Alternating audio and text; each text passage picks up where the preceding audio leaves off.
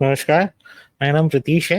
मैं एनसीटीएक्स में as a product manager Jaipur office में स्थित हूँ। आज हम एक दूसरे वेबिनार में अभी हम ये देखेंगे कि कमोडिटी फ्यूचर्स मार्केट जो वायदा बाजार है वो क्या है, इसका कब से डेवलपमेंट हुआ और क्यों ये हमारे लिए जरूरी है, जो भी हम कमोडिटी मार्केट में ट्रेड से जुड़े हुए हैं उनके लिए। तो शुरू करते हैं। डेरिवेटिव्स मार्केट जो है, कमोडिटी फ्यूचर्स मार्केट जो है, उसकी उसकी जरूरत क्यों है, पहले ये समझते हैं।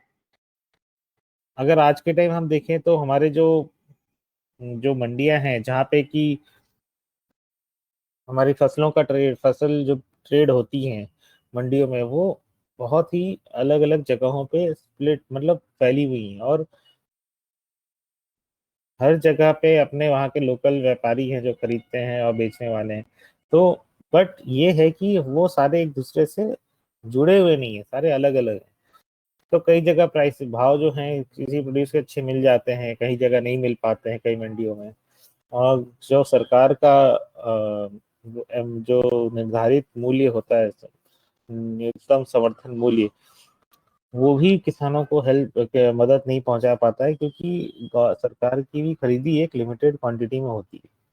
तो इस वजह से जो हमारे आज के टाइम पे जो फिजिकल मार्केट जो हम कहते हैं, जो मंडियां हैं और जो सरकार की, वो जरूर है और मदद कर रही है, बट वो ज्यादा किसानों को मदद नहीं पहुंचा पा रही है।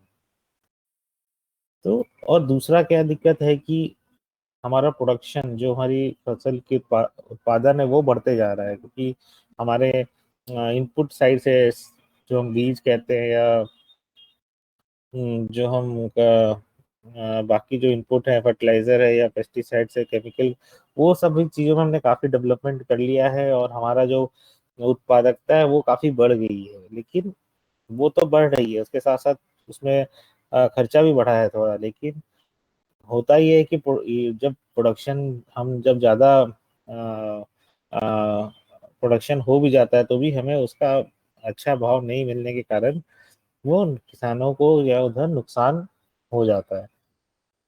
तो उत्पादन बढ़ा है, लेकिन उसका मूल्य उतना नहीं बढ़ पा रहा है जिससे कि उनको फायदा हो सके, जबकि खर्चा बढ़ा है। तो इस वजह से ये कमोडिटी फ्यूचर्स मार्केट जो है, वहां पे इसका रोल एक आता है किसानों की साइड से देखें तो।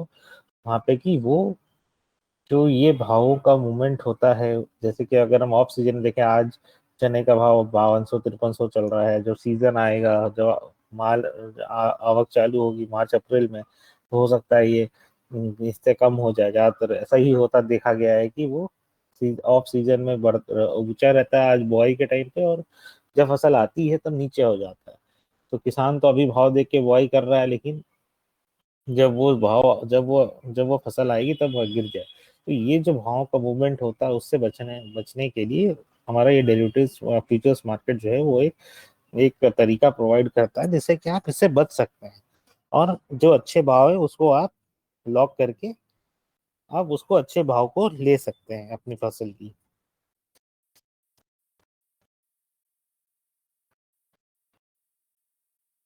और ये कैसे है और आगे हम देखेंगे। तो इसका मेन मकसद जो है इस मार्केट का, वो ये है। अगर हम देखें इस मार्केट का कॉम्पिटिशन, अब ये है क्या, जो हमारा वायदा चल रहा है किसी भी फसल, किसी भी कमोडिटी का, चना है या सरसों है, उसका भाव वहां कैसे आ रहा है। तो उसका भाव अंडरलाइन जो हमारी फिजिकल मार्केट में ट्रेड हो रही है, चना या सरसों, उसके बेसिस पे ही वो भाव भी आता है। तो ऐसा नहीं है कि वो कोई अलग चीज है, वो साथ साथ ही चलता है, फिजिकल मार्केट के साथ साथ ही चलता है। बट हाँ, फिजिकल मार्केट जो मंडी है आज का ट्रेड हो रहा है, हम इसका ये फायदा होता है डेली स्मार्ट के, हम आगे के 4 5 महीने के आगे का भी सौदा हम इसमें कर सकते हैं। यहाँ पे जो भी है गुड्स, उसकी फिजिकल डिलीवरी होती है, और गवर्नमेंट ने 91 ऐसी कमोडिटी, 91 ऐसी कमोडिटीज आइडेंटिफाई की हुई है जिसके अंदर की ये वायदा बाजार चल सकता है, जिसमें कि एग्रीकल्चर, नॉन एग्रीकल्चर दोनों तरह के कमोडिटीज हैं। अब आज के टाइम में हम देखें तो तकरीबन 91 में से 40 काउंटी में ट्रेडिंग हो रही है। किसी को भी इसमें ट्रेडिंग अगर करना हो अपने हिसाब से, तो सबसे पहले उसे एक अकाउंट खुलवाना पड़ता है ब्रोकर के पास, जो कि सेबी सेबी से रजिस्टर्ड है। सेबी जो है वो एक रेगुलेटरी बॉडी है जो वायदा बाजार, कमोडिटीज और इवन इक्विटीज को रेगुलेट करती है, गवर्नमेंट की एजेंसी एक तरह से हम कह सकते हैं। उसके बाद एक मार्जिन देना पड़ता है। इनिशियल मार्जिन देकर ही ट्रेड होता है, जो 10-15% अलग अलग कमोडिटी के हिसाब से अलग अलग होता है, बट नॉर्मली एक अंदाजन कहें तो 10 से 15% के बीच का इनिशियल मार्जिन देना पड़ता है। और मार्जिन मतलब कि अगर आप देखें एक चने का भाव अगर 5200 चल रहा है, तो 10 टन का एक लॉट है, तो 5,20,000 हो गए, तो उसमें मार्जिन 10 से 15% मान लीजिए, एग्जाम्पल हम कह रहे हैं, मान लीजिए 10%, हर कमोडिटी में थोड़ा वेरी करता है, तो 10% मान लीजिए, तो 52,000 रुपये दे के फिर ही हम एक गाड़ी, एक लॉट यानी 10 टन का बेच या खरीद सकते हैं। फिर एक बैंक अकाउंट होना चाहिए और एक ईडब्ल्यूआर अकाउंट होना चाहिए। बैंक अकाउंट आपका ट्रांजेक्शन के लिए, ईडब्ल्यूआर अकाउंट जहाँ पे फिजिकल गुड्स का ट्रांजेक्शन होगा, कि अगर आप डिलीवरी देना चाहते हैं 10 टन, या डिलीवरी आप लेना चाहते हैं, तो उसके लिए आपको ईडब्ल्यूआर अकाउंट भी चाहिए। अब हम ये समझते हैं कि लो, ये असल में ये बाजार काफी पुराना है। अगर आप देखें ग्लोबली, 1848 में पहला शिकागो बोर्ड ऑफ ट्रेड वहाँ चालू हुआ था, जिसको उस समय फॉरवर्ड के हिसाब से भी चलता था। और फिर 1865 में फ्यूचर्स कॉन्ट्रैक्ट फिर चालू हुआ उसके अंदर में। फिर 1898 में, ये सब यूएस के बोर्ड है, Chicago board of trade C board जो बोलते हैं। फिर शिकागो भी वहीं पे चालू हुआ, शिकागो मर्चेंटाइल एक्सचेंज बनाया, नाम दिया गया। फिर 1980 से 90 के बीच के अंदर में इलेक्ट्रॉनिक स्टार्ट हुआ। पहले ये पेपर रिटर्न ट्रेड होता था, लेकिन 80 से 90 के फिर इलेक्ट्रॉनिक ट्रेडिंग स्टार्ट हो गई। फिर 2007 में जो दो बड़े एक्सचेंज बने थे, शिकागो बोर्ड ऑफ ट्रेड और शिकागो मर्चेंटाइल एक्सचेंज, ये दोनों को मर्ज करके सीएमई ग्रुप बना दिया गया, तो एक और बड़ा एक्सचेंज बन गया। तो ये यूएस में ये किस तरह से डेवलप हुए, तो आप देख सकते हैं काफी पुराना, मतलब 100 साल से भी पुराना इसकी हिस्ट्री रही है इस मार्केट की। तो ये तो यूएसए का था, लेकिन इंडिया में भी ये स्टार्ट हो गया था। आप देखेंगे तो हमारे देश में भी 1875 में बॉम्बे कॉटन ट्रेड एसोसिएशन था। फिर 1913 में Hapur chamber of commerce for wheat wheat के लिए वो स्टार्ट हुआ था। फिर 1919 में कलकत्ता सन एक्सचेंज फॉर जूट, 1919 में जूट के लिए चालू हुआ। ये सब रीजनल लेवल एक्सचेंजेस थे, जैसे बॉम्बे में कॉटन का, हापुड़ में वीट का, कलकत्ता में जूट का। फिर फ्यूचर्स ट्रेडिंग 1920 में स्टार्ट हुई बुलियंस में, जो कि गोल्ड और सिल्वर हम जो कहते हैं। फिर 1952 में फॉरवर्ड एक्ट आया और कॉन्ट्रैक्ट्स एक्ट आया। उसके बाद 1953 में इसको फॉरवर्ड मार्केट कमीशन बनाया गया, जो इसको रेगुलेट करेगा, इस फ्यूचर्स मार्केट और फॉरवर्ड मार्केट को। फिर 1960 में फ्यूचर्स ट्रेडिंग को फिर से बैन कर दिया गया था, और लेकिन उसके फिर 20 साल तक कुछ नहीं हुआ। फिर 1980 में वापस एक दूसरों कमिटी के रिकमेंडेशन के हिसाब से इसको वापस से इंट्रोड्यूस किया गया, और 2003 में गवर्नमेंट ने फिर से परमिशन दी फ्यूचर्स ट्रेडिंग कमोडिटीज में अलाउ करने के लिए। और उसके बाद एक मेजर डेवलपमेंट ये हुआ उस समय, पहले हमारे बेटा फॉरेन मार्केट कमीशन हुआ करता था, लेकिन 2015 में सेबी, जो कि इक्विटी मार्केट को पहले से ही रेगुलेट कर रहा और डेवलप कर रहा था, उसको ही फाउंड्री मार्केट के लिए भी रेगुलेटर बना दिया गया।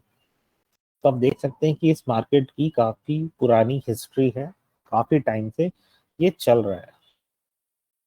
अगर हम देखें ग्लोबल लेवल पे एक्सचेंजेस कितने हैं, बट जो मेजर एक्सचेंजेस, ऐसे तो कई हैं, लेकिन जो मेजर हैं हम देखें तो, जैसा मैं भी थोड़ी देर पहले का, शिकागो मर्केंटाइल एक्सचेंज है सीएमई, एक Kansas City Board of Trade है KCBT, then New York Board of Trade है नाइबॉट जो बोलते हैं, फिर न्यूयॉर्क मर्केंटाइल एक्सचेंज और नाइमेक्स बोलते हैं। फिर लंदन मेटल एक्सचेंज है यूके में, ब्रिटेन में, एंड जो कहते हैं फिर डालियन कमोडिटी एक्सचेंज है जो चाइना में, जो डीसीई। तो इंडिया में जैसे हम एनसीडीएक्स है, एनसीएक्स है, आईसीएक्स, वैसे कई है। तो इंडिया में देख सकते हैं हमारे पास तीन मेजर एक्सचेंजेस हैं, एनसीडीएक्स है, एमसीएक्स है, नेशनल एनसीडीएक्स यानी national commodity and derivative exchange, MCX multi commodity exchange of India, और आईसीएक्स इंडियन कमोडिटी एक्सचेंज। तीन एक्सचेंजेस हैं आज के टाइम पे। जैसे देखें कि एनसीडीएक्स में मेजरली एग्री कमोडिटीज हैं, एनसीएक्स में एग्री या नॉन एग्री भी हैं, और आईसीएक्स में भी दोनों हैं एग्री में। उसके अलावा ये तो कमोडिटीज हुए, बाकी इक्विटीज में लोग जानते हैं पहले से, एनएससी और बीएसई दो है, national stock exchange and Bombay stock exchange, ये दो एक्सचेंजेस हैं जो इक्विटीज में काम कर रहे हैं। अब अगर हम देखें कि कमोडिटीज में कौन कौन सी कमोडिटीज में आज के टाइम पे ट्रेड हो रहा है, तो अगर हम देखें तो इसमें बार्ले, कैस्टर सीड, चना, cotton seed oil, cake, coriander, guar seed, guar gum, जीरा, कपास, मेज, आयरन सीड या investor seed, sugar, soybean, refined oil, turmeric, wheat, cardamom, cotton, crude palm oil, mentha oil, rubber, jute, इसबगोल, paper, मूंग, paddy, बाजरा, इनके contracts हैं available. बल्कि इनमें से कुछ कुछ जैसे जूट है या शुगर है, आज के टाइम पे शायद इतना ट्रेड उसमें अभी नहीं है, लेकिन बाकी कमोडिटीज में अवेलेबल है, जिसमें कई कई कॉन्ट्रैक्ट्स में ट्रेड हो भी रहा है। अब ये समझते हैं कि जैसे हमने शुरू में देखा, हमने फिजिकल मार्केट से कंपेयर किया, देखा कि किस तरह के लोग काम करते हैं, तो एक तो किसान तो है ही, लेकिन ट्रेडर्स और इन्वेस्टर्स के लिए भी ये मार्केट है, ऐसी बात नहीं है, हर तरह के पार्टिसिपेंट होते हैं। तो हम ये समझते हैं कि किन तरह के पार्टिसिपेंट होते हैं, उनका क्या काम है एक्चुअली। तो हम सबसे पहले देखें तो इसमें हेजर्स हेजर्स जिनको कि प्राइस का रिस्क होता है। किसान है या स्टॉकिस्ट है, उसको रिस्क है कि किसान आज वो बो रहा है और आगे जाके तो हमने देखा, उसको रिस्क है कि जब वो माल लाएगा मंडी में पकने के बाद तो फिर वो किस भाव बिकेगा। उसको वो रिस्क है कि आज तो वो 5200 का भाव देख के चना बो रहा है, लेकिन जब वो लाएगा मंडी में हो सकता है वो 4000 हो जाए। तो ये बहुत बड़ा रिस्क होता है उसके लिए। तो इसको बचने के लिए वो हेजिंग का यूज करता है और अपने भाव को यहाँ लॉक करता है आज के टाइम, तो वो हेजर है। उसी तरह किसान हो या किसान संगठन हो, दोनों ही। फिर प्रोसेसर इंपोर्टर्स होते हैं, जिनको माल लेना रहता है, उनका रिस्क होता है कि आज एक भाव पर मिल रहा है, आज मुझे सरसों मान लीजिए 6,000 मिल रही है, कल मुझे हो सकता है 6200 मिले या 6400 मिले, तो मैं मेरा वो रिस्क है कि मैं मुझे किस भाव मिलेगा, तो मैं अपने हमेशा यहाँ पे अपने भाव को लॉक करके और आगे अपना तेल का व्यापार कर सकता हूँ। तो वो यूज करता है। इंपोर्टर एक्सपोर्टर भी उसी तरीके से यूज करते हैं, उनको खरीदना या बेचने का, गुड्स का वो अपने कमोडिटी का रहता है, तो उन्हें भाव को कहीं ना कहीं लॉक करेंगे तभी वो आगे का भाव किसी को दे सकते हैं। तो उनके लिए भाव का रिस्क बहुत इंपॉर्टेंट है, क्योंकि वो उनके मार्जिन को इम्पैक्ट करता है। तो हेजर्स का सबसे बड़ा काम है अपने भाव को लॉक करना। इसके बाद आर्बिट्राजर्स होते हैं। ये कौन लोग होते हैं? ये वो लोग होते हैं जो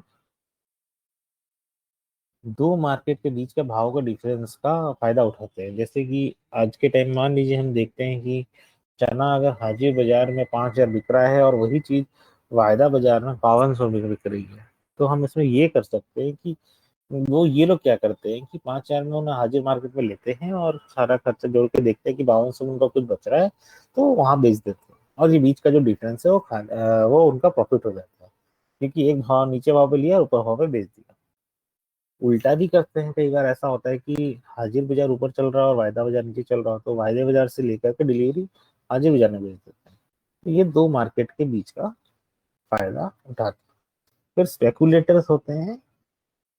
बेसिकली ये वो लोग होते हैं जो डायरेक्शन बेस्ड अपने, जिनका फिजिकल ट्रेड से ज्यादा लेना देना नहीं है, बस उनको अपना प्रॉफिट कमाना है तेजी या मंदी के हिसाब से।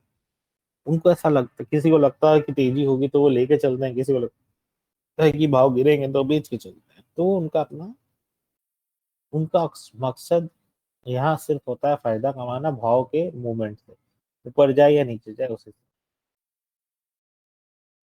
और उनका कोई जरूरी नहीं है कि फिजिकल मार्केट से किसी भी तरह का कोई लिंक। तो ये तीन तरह के पार्टिसिपेंट मेजरली होते हैं बाजार में, हेजर्स, आर्बिट्राइजर और स्पेकुलेटर्स, जिसके हिसाब से ये मार्केट चलता है। तो ये तीनों तरह के लोग काम करते हैं।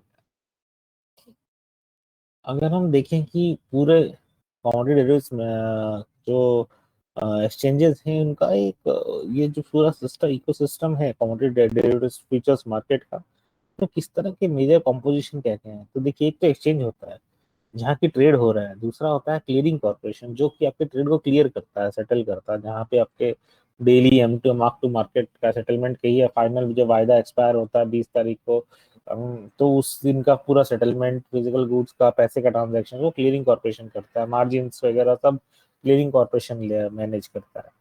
फिर रिपोजिटरीज होती है जहाँ पे आपके फिजिकल गुड्स का मैनेजमेंट होता है, जो कि आपके फिजिकल गुड्स जब आपका हमारा अगर कोई बेच के डिलीवरी देना चाहता है तो उसका फिजिकल गुड्स हमारे वेयर हाउस में तो है, उसका फिर इलेक्ट्रॉनिक फॉर्म में रिपोजिटरीज के अकाउंट में डिपॉजिट हो जाता है। तो वो रिपोजिटरीज का काम है। तो ये तीन तरह के मेजरली होते हैं। इसके अलावा वेयर हाउस क्लियरिंग कॉर्पोरेशन हमने बात कर ही ली। इसके अलावा वेयर हाउस सर्विस प्रोवाइडर होते हैं जिनके वेयर हाउसेज होते हैं लोकेशंस में, आइडेंटिफाइड या डेजिग्नेटेड लोकेशन जो है किसी कमोडिटी के, जहाँ की आपका एक्चुअल अगर आप बेच रहे हैं तो फिजिकल गुड आप वहाँ डिपॉजिट कर सकते हैं बेचने के बाद स्क्रीन पे, क्योंकि आपको डिलीवरी देनी रहेगी। अगर किसी को लेना है तो ये इसी डब्ल्यू के वेयर हाउसेज से डिलीवरी मिलती भी है। WDRA गवर्नमेंट एजेंसी है जो कि वेयर हाउस सर्विस प्रोवाइडर्स को रेगुलेट करती है, वेयर हाउसेज को बेसिकली रेगुलेट करती है, उनका एक मिनिमम स्टैंडर्ड फिक्स करना और अदर उसके नियम कानून को बनाना, तो वो WDRA का। फिर लैब्स होते हैं और अफेयर्स होते हैं, क्योंकि हम फ्यूचर्स वायदे में एक चीज बड़ा कौन है कि जो भी ट्रेड होता है वो एक पर्टिकुलर स्पेसिफिकेशन होती है कमोडिटी की, उसके हिसाब से ट्रेड होता है। अब जब किसी ने बेचा या खरीदा, बेचा है मान लीजिए, तो वो डिपॉजिट करने भी लाएगा वेरा, उसको डिलीवरी उसको देनी रहेगी जब वायदा सेटल होगा तब। तो उस समय उससे पहले जब वो लाएगा डिपॉजिट, तो हमें ये इंश्योर करना पड़ता है कि जब वो डिलीवरी हो तो उसी स्पेसिफिकेशन के हिसाब से, चाहे अगर सरसों है तो 42 तेल का हमारा वायदा है तो 42 तेल होना चाहिए। हमने एक टॉलरेंस रखा है 38% तक, तो 38% तक हो सकता है, इससे ज्यादा नीचे नहीं हो सकता, वो चेक करना होता है। तो जब आप डिपॉजिट होता है उस समय सैंपल कलेक्ट किया जाता है अफेयर के द्वारा और वो लैब में चेक किया जाता है, फिर वो हमारे स्पेसिफिकेशन के हिसाब से अगर पास होता है तो ही वो डिलीवरी के लिए डिपॉजिट लिया जाता है, नहीं तो उसको रिजेक्ट कर दिया जाता है। फिर प्राइस फॉलिंग एजेंसी होती है, क्योंकि आपको हमेशा एक बेसिक कंसेप्ट है वायदा बाजार का कि जब भी वायदा हर महीने का एक्सपायर होगा तो वो हाजिर बाजार के साथ कन्वर्ज करेगा, मतलब मीट करेगा और उसी पॉइंट पे उसको मिलना ही है। तो इसीलिए हमारा डेली का उस बाजारों का मेजर जो सेंटर है, बेसिस सेंटर है स्पेशली, या जो मेजर ट्रेडिंग सेंटर उनकी हाजिर बाजार की पॉलिंग की जाती है डेली बेसिस पे, ताकि इससे दो फायदे होते हैं। एक, पार्टिसिपेंट्स को भी पता रहता है कि हाजिर में क्या चल रहा है, वायदे में हाजिर का भाव भी मिलता रहता है, और हमें फाइनल जब कॉन्ट्रैक्ट एक्सपायर होता है तो स्पॉट मार्केट यानी हाजिर बाजार के भाव से ही कटता है, मतलब सेटल होता है। तो उसके लिए हमें डेली के स्पॉट प्राइसेस चाहिए, जो काम प्राइस फॉलिंग एजेंसीज करती हैं हमारे लिए इंपॉर्टेंट मार्केट्स में। फार्मर प्रोड्यूसर ऑर्गेनाइजेशन है, ये किसान संगठन है जो हमारे यहाँ पे अपनी प्राइस हमने देखा कि उनके रिस्क जो है उसको मैनेज करने के लिए यहाँ पार्टिसिपेट करते हैं। तो ये कुछ एडिशनल मेजर स्टेक होल्डर्स या पार्टिसिपेंट्स सपोर्टिंग एजेंसीज कह लीजिए, जो एक्सचेंज इकोसिस्टम मतलब वायदे बाजार के साथ जुड़े हुए हैं। अब देखें बेसिक डिफरेंस यहाँ पे हम देखें क्या क्या होता है। तो अगर कमोडिटी मार्केट में, अब जैसे मैंने ही बताया कि स्पेसिफिकेशन होता है किसी भी कमोडिटी का, और उसका एक एक्सपायरी डेट भी होता है, क्योंकि ये फिजिकल गुड्स का एक्चुअल गुड्स का ट्रांजेक्शन है, तो उसकी भी एक लाइफ है। हम किसी भी चीज को इतने दिन तक अच्छे से स्टोर कर सकते हैं, तो इसीलिए एक एक्सपायरी डेट रखा जाता है कमोडिटी का जो डिपॉजिट होता है, जो ट्रेड हो रहा है। और एक स्टैंडर्ड स्पेसिफिकेशन होती है जिसको हम यूज कर, मतलब उसी के हिसाब से हम डिपॉजिट लेते हैं। बट वही इक्विटी मार्केट में ऐसा कुछ नहीं है, वो सब कुछ स्टैंडर्डाइज एक जैसे ही है, स्टॉक है तो एक जैसे ही उसमें कुछ, क्योंकि वो ऑलरेडी वो एक आर्टिफिशियल या कहीं की मैन्युफैक्चर टाइप का चीज है, उसमें कुछ वो फिक्स्ड है। लेकिन यहाँ हमारे पास प्रोडक्ट प्रोड्यूस जो है वो नेचुरली प्रोड्यूस हो रहा है। तो यहाँ कमोडिटी मार्केट में वेरिएशन होते हैं, बट इक्विटी मार्केट में वो सब चीजें नहीं होती हैं। अंडरलाइंग मार्केट अगर हम देखें, जो फिजिकल मार्केट है वायदा बाजार का, तो वो काफी, जैसे मैंने बताया, फ्रेगमेंटेड है। हर मार्केट अलग अलग तरीके से चलता है, कई सारे मंडियां हैं, सारे अलग अलग तरीके से चलती हैं। जो भाव मिल रहे हैं एक ही मंडी में भी कई अलग तरह के भाव मिलते हैं, इवन अलग अलग मंडी में अलग अलग तरह के भाव चल रहे होते हैं, तो लोगों को कनेक्टेड नहीं है चीजें। बट इक्विटी मार्केट में क्या है, ये सारी चीजें एक ही जगह अवेलेबल है स्क्रीन पे, और वहीं पे ट्रेड हो रही है, तो सबको पता है कि क्या भाव मिल रहा है, क्या भाव ट्रेड हो रहा है, सब जानते हैं। बट वो चैलेंज है काफी ज्यादा बड़ा कमोडिटी मार्केट में, क्योंकि अभी इतना डेवलप नहीं हुआ है ये। फिर अंडरलाइन जो सप्लाई है फिजिकल मार्केट में, कमोडिटी मार्केट में, वो काफी अनसर्टेन है, क्योंकि ये नेचुरली प्रोड्यूस है। कोई एस्टिमेट एग्जैक्ट नहीं लगा सकता है कि चना है तो 90 लाख टन ही प्रोड्यूस होगा या 100 लाख टन ही होगा। बुआई से लेके कटाई तक में कई फैक्टर्स की वजह से एरिया हो सकता है, एरिया कम हो जाए किसी कारण से, या कीड़े लग जाए तो यील्ड कम हो जाए, हार्वेस्टिंग के टाइम बारिश हो गई, कुछ हो गया तो फसल खराब हो जाए, तो काफी अनसर्टेन होता है। तो और हर चीज ये सीजनलिटी भी होती है और सप्लाई भी होती है, जो काफी वेरी करती है। बट इक्विटी मार्केट्स में सबको पता है कि इसकी इतनी सप्लाई है। पार्टिसिपेंट्स हम देखें अकाउंटिंग मार्केट में, ट्रेडर्स होते हैं, फिजिकल ट्रेडर्स, ब्रोकर्स और एफपीओ जो किसान संगठन हम कहते हैं। इक्विटी मार्केट में रिटेल एंड इंस्टीट्यूशनल पार्टिसिपेंट्स होते हैं जो ट्रेड करते हैं। सेटलमेंट में देखा जाए तो यहाँ पे कमोडिटी मार्केट में एक्चुअली फिजिकल गुड्स का भी सेटलमेंट होता है, डिलीवरी दी जाती है जिसको चाहिए, और जिसको बेचना है वो डिलीवरी देता है, तो लेने वाला लेता है, तो ये पूरा एक्चुअल ट्रांजैक्शन होता है। बट इक्विटी मार्केट में वो डीमैट में सेटल हो जाता है, इसका ट्रांसफर इधर से उधर ट्रांसफर हो गया, बस खत्म हो जाता है। बट यहाँ पे सब इलेक्ट्रॉनिकली वहाँ हो जाता है equity market, but commodity market में फिजिकली गुड्स का हैंडल होता है। प्राइस सेंसिटिव देखें तो काफी हाई होता है कमोडिटी मार्केट में rather देन इक्विटी मार्केट के कंपेरिजन से। पार्टिसिपेशन हम देखें तो अभी कमोडिटी मार्केट में वैसे तो लो है, एंड इक्विटी मार्केट काफी डेवलप हो चुका है, इसलिए हम उसको मैच्योर बोलते हैं। बेनिफिट क्या है इस कमोडिटी डेरिवेटिव्स मार्केट का, वो हम सबसे बड़ा बेनिफिट है प्राइस डिस्कवरी। जितने ज्यादा से ज्यादा लोग across the value chain, across the country participate करते हैं, तो किसी भी चीज का एक अच्छा भाव निकल के आता है। आप ऐसे समझिए कि बेचने वाले 2 लोग 10 लोग हों और खरीदने वाले भी 10-15 लोग हों, तो एक लिमिटेड मार्केट होता है। बट वही चीज अगर आप बड़े स्केल पे चले जाएं कि कई सारे लोग खरीदने वाले हों, कई सारे लोग बेचने वाले हों, तो एक बहुत ही अच्छा भाव निकल के सामने आता है, कि सही भाव हम कह सकते हैं, अच्छा भी कहे और सही भाव। फिर दूसरा सबसे बड़ा बेनिफिट है प्राइस रिस्क मिटिगेशन, जो हमने समझा कि किसान संगठन है, अगर वो उसके साथ क्या प्राइस रिस्क है, प्रोसेसर के साथ क्या प्राइस रिस्क है, तो उनको मैनेज करने के लिए ये मार्केट बहुत जरूरी है। Elimination of counter party credit. अब देखिए कई बार सौदे ये हाजिर बाजार में भी होते हैं फॉरवर्ड के नाम से, कि माल आएगा आज से हम सौदा कर लेते हैं आगे 3-4 महीने का भी। लेकिन वहां पे कोई अगर डिफॉल्ट कर जाए तो कोई मैकेनिज्म नहीं है। बट यहाँ पे काउंटर पार्टी का रिस्क मैनेज करता है एक्सचेंज। एक्सचेंज गारंटी लेता है कि कोई पार्टी डिफॉल्ट ना करे। वो कैसे मैनेज करता है? वो मार्जिन दे के मैनेज करता है, daily M to M settlement करके मैनेज करता है। तो इस वजह से कोई भी ट्रेड जो सौदे होते हैं वो डिफॉल्ट नहीं होते।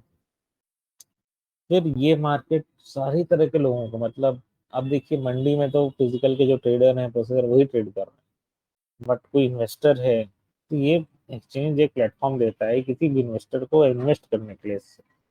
वो इन्वेस्ट करके भी ट्रेड कर सकते हैं, एज एन इन्वेस्टर ट्रेड कर सकते हैं। फिर यहाँ एक स्टैंडर्डाइज प्रोडक्ट होता है, ताकि एक पर्टिकुलर, क्योंकि एग्रीकल्चर कमोडिटीज में कई ग्रेड, कई क्वालिटी, कई स्पेसिफिकेशन आ सकते हैं।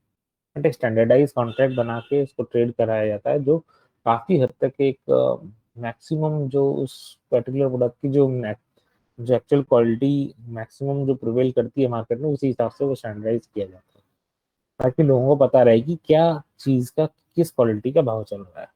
और वो क्वालिटी जो है वो एक्चुअली मेजरली ट्रेड की जाती है, उसी को हम स्पेसिफिकेशन भी बनाते हैं। ट्रांसपेरेंसी देता है, सभी को पता हो कि हर दिन क्या भाव चल रहे हैं, क्या ट्रेड हो रहा है। तो वो भी एक इस पे फैक्टर। कुछ की टर्म्स है फाइनल सेटलमेंट प्राइस। अब फाइनल सेटलमेंट प्राइस जिस दिन, जैसे बताया, वायदा कटता है, वो कैसे होता है? वो कटता है लास्ट के 3 दिन के हाजिर। लेकिन जैसे मान लीजिए कि 20 तारीख को एनसीडीएक्स में हर वायदा एक्सपायर होता है नॉर्मली।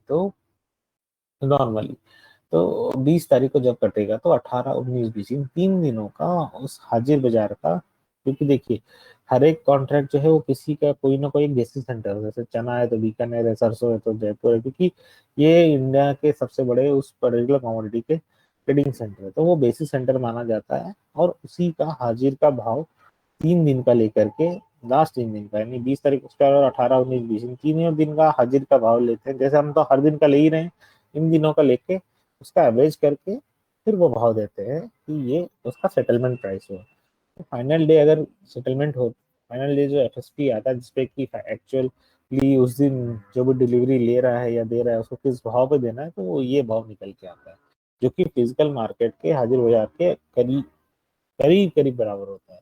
एग्जैक्ट नहीं होता कई बार, बट करीब करीब बराबर होता है।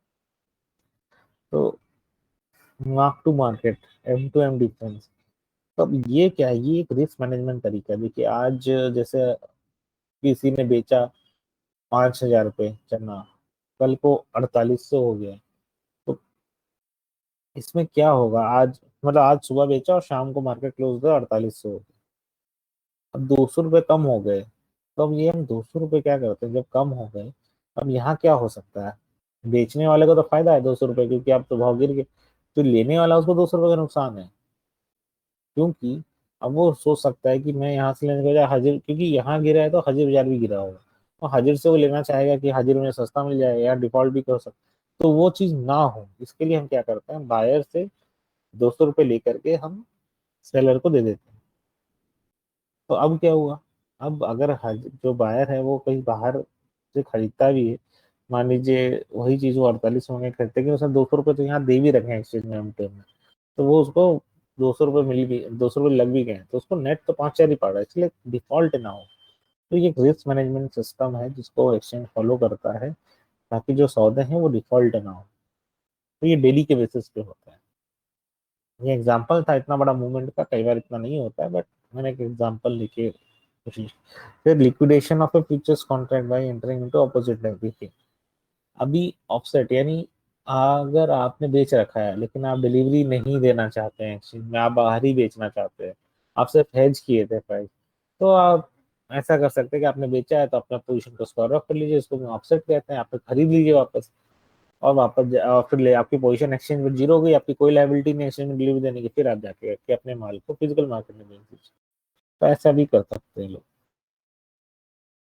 स्टैगर्ड डिलीवरी ये इंपॉर्टेंट है समझना, ये लास्ट के हमारे जो 5 दिन होते हैं, जैसे सौदा एक्सपायर हो रहा है, अगर 20 को एक्सपायर हो रहा है, 20 छुट्टी है तो 19 हो जाता है, तो 20 है तो 16, 17, 18, 19, 20, ये जो 5 दिन है लास्ट दिन को लेकर के, ये होते हैं स्टैगर्ड, यानी कि इसमें सेलर ने बेच जो रखा है वायदे में, मान लीजिए दिसंबर का वायदा बेच रखा है, डिलीवरी वो कब दे सकता है, सेटलमेंट कब होगी, तो इन्हीं लास्ट के 5 दिनों से। वो बेचा तो है लेकिन वो सेटलमेंट लास्ट के 5 दिन में होगी, तो वो 16 को या 17 को, 18 को, 19 या 20 किसी भी दिन वो डिलीवरी मार्क कर सकता है, डिपेंडिंग अपॉन उसकी इच्छा है। जब भी होगा, जब भी वो डिलीवरी मार्क करे उसको T+2 में सेटलमेंट हो जाएगा। 16 को मार्क किया तो 18 को उसको पेमेंट आ जाएगा, 17 को मार्क किया तो 19 को आ जाएगा, और नहीं तो वो 20 तारीख को अपनी पोजीशन वैसे ही ओपन रखा है सेलिंग का, और तो उसके वैसे 20 तारीख को तो सेटल होगी, अनटिल अनलेस कि वो ऑफसेट कर ले अपनी पोजीशन को स्क्वायर ऑफ कर ले, लेकिन हर महीने की सेटलमेंट लास्ट के 5 दिन, 15, 16 से 20 ऐसे ही होगी।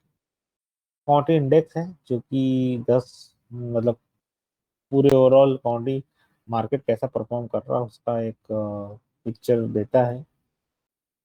डिलीवरी लॉजिक देखे तो generally compulsory delivery intention matching दो तरह के हैं, सिलेक्स ऑप्शन आज के टाइम पे नहीं होता है।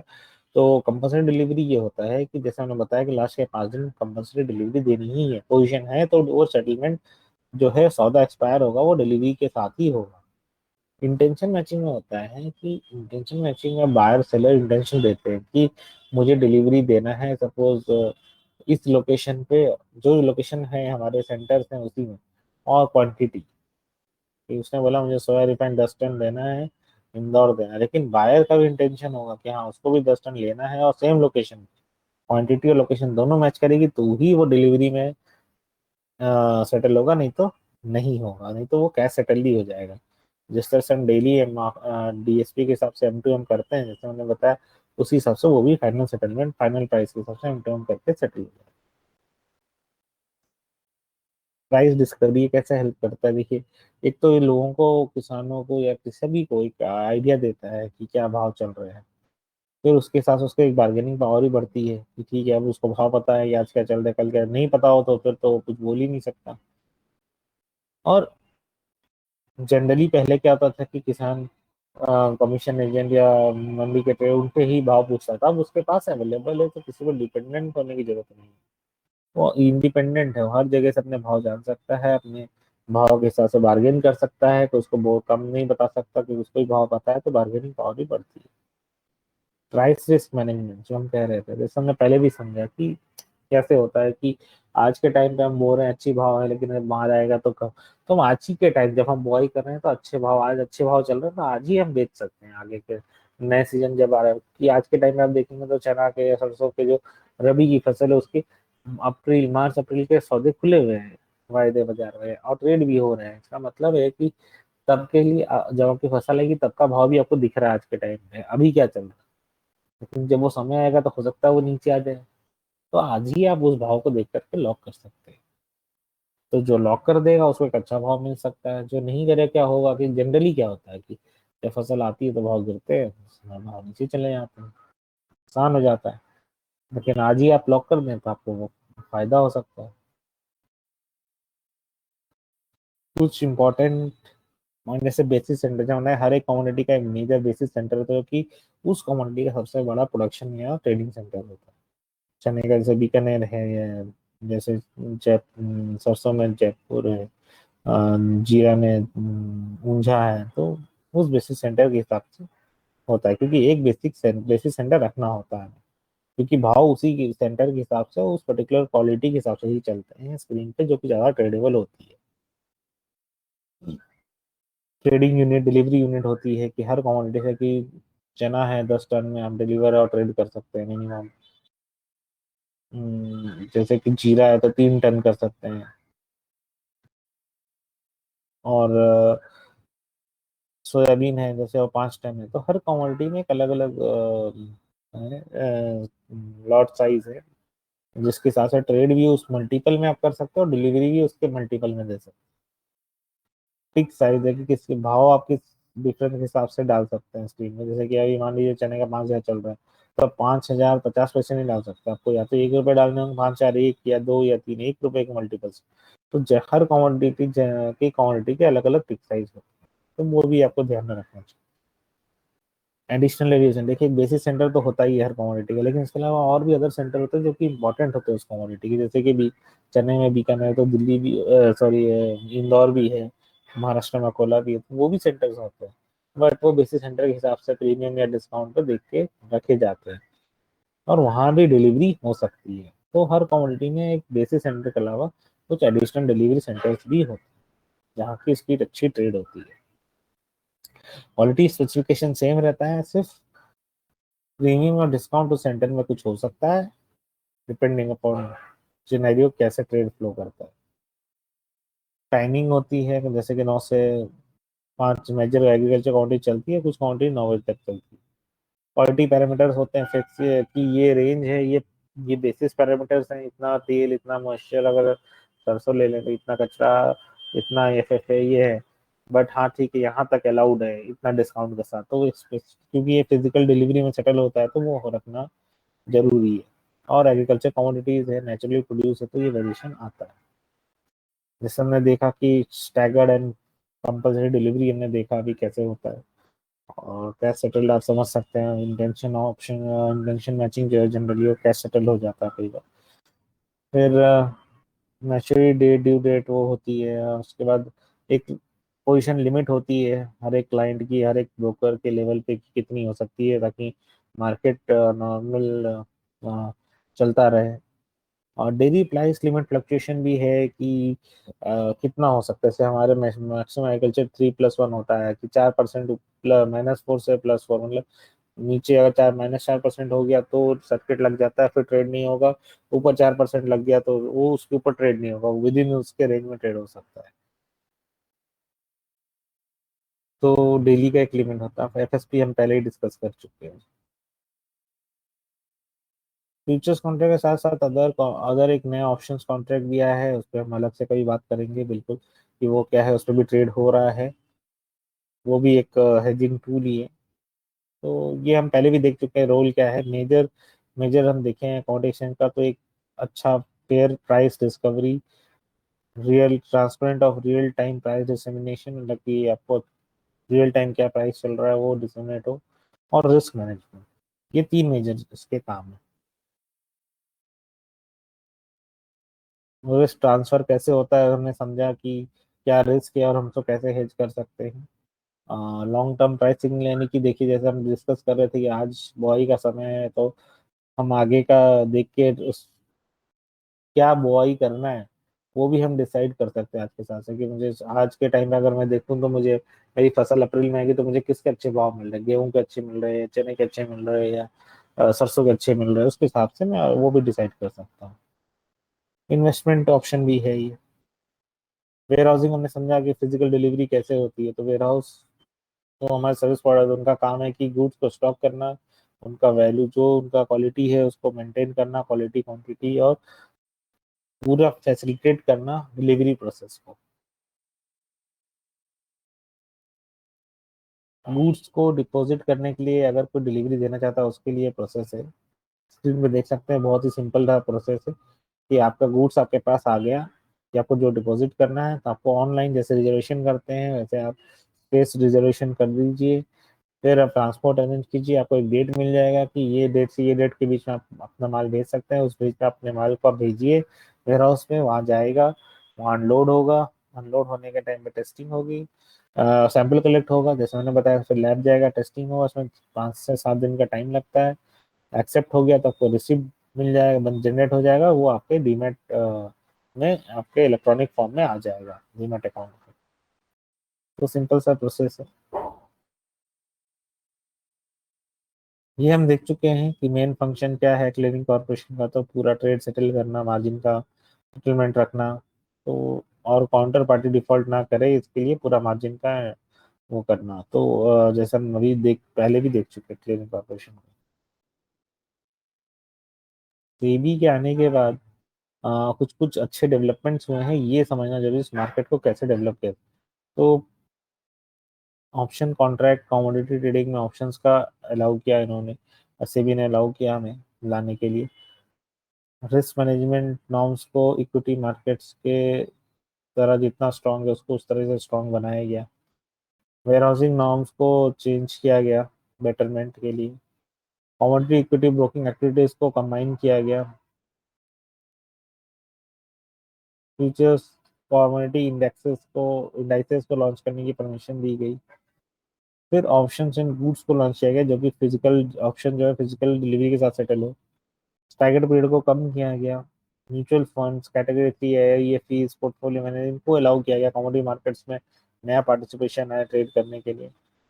Alignment of trading trading lot और डिलीवरी लॉट को सेम किया गया ताकि कंफ्यूजन किसी को ना हो। यानी कि अगर हम 5 MT सोयाबीन ट्रेड करें तो हम 5 MT के मल्टीपल्स में ट्रेड भी कर सकते हैं, उसी के मल्टीपल्स में हम डिलीवरी भी दे सकते हैं। ये कुछ डूज एंड डोंट्स हैं जो आप पढ़ सकते हैं, ये एक नॉर्मल प्रोसेस क्या क्या करने चाहिए इन्वेस्टर को और क्या नहीं करने चाहिए ये लिखा हुआ है। तो ये आप एक बार गो थ्रू कर सकते हैं इस पे। जैसे कि ट्रेड ओनली थ्रू से भी रजिस्टर्ड मेंबर ही होना चाहिए आपको, और रिस्क डिस्क्लोजर डॉक्यूमेंट को आपको हमेशा इंसिस्ट करना चाहिए जो आपको मिले। केवाईसी आपकी कंप्लीट होनी चाहिए, आपका हमेशा एक यूनिक क्लाइंट कोड होना चाहिए। ब्रोकर को कॉन्ट्रैक्ट नोट मांगे इससे हमेशा ट्रेड करने के बाद। क्रॉस चेक भी करें, किसी तरह के एडवर्टीजमेंट से कैरी हुए ना हो जाए, कितना रिटर्न है ये है वो है, वो अपने हिसाब से आप ट्रेड करें सोच समझ के। तो इस तरह की कुछ चीजें हैं जो आपको ध्यान में रखनी चाहिए। Registered mobile number email ID हो ब्रोकर का, और ब्रोकर के पास आपका होना चाहिए जिससे आपको सारे इंफॉर्मेशन मिलते रहे। पीरियडिकल आप अकाउंट स्टेटमेंट लेते रहें, कुछ चीजें ये सब चीजें जो आप नॉर्मली अपने डे टू डे एक्टिविटीज में करते हैं, मतलब उस तरह की कॉमन चीजें हैं जो आपको ध्यान में रखनी चाहिए रेगुलरली। तो यही था, कोई क्वेश्चन है तो हम ले सकते हैं। तो बाकी ओवरऑल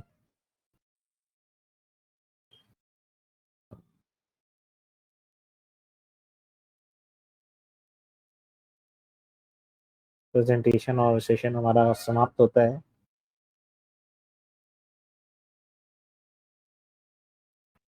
ठीक है, कोई क्वेश्चंस अगर नहीं है तो हम सेशन को एंड करते हैं। आप लोग का बहुत बहुत धन्यवाद, आपने अपना समय निकाल के ज्वाइन किया। हम आगे भी और सेशंस दूसरे से सब्जेक्ट्स पे जो भी इम्पोर्टेंट है वो हम ला सकते हैं,